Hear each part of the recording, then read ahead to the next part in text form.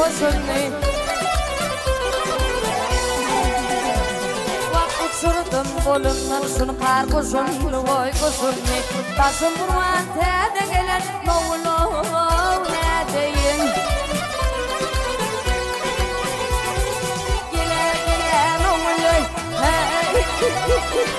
Gel gel Moğlu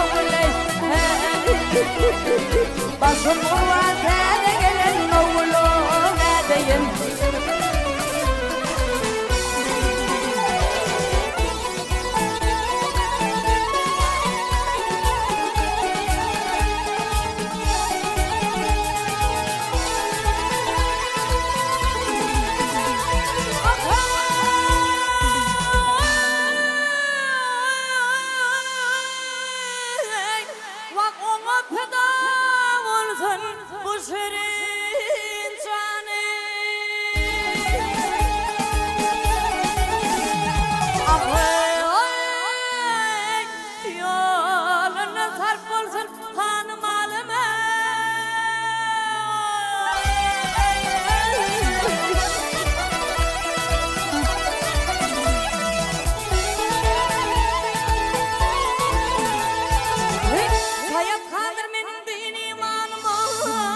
Başımırvan tenelen oğlu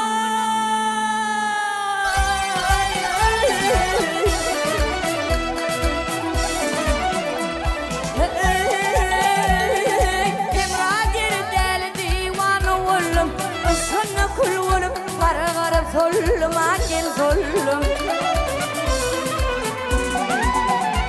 Beytergen zanım olup Dil vurup kalım Vakmin kalım Başım vurma tene gelen Moğlu ne deyin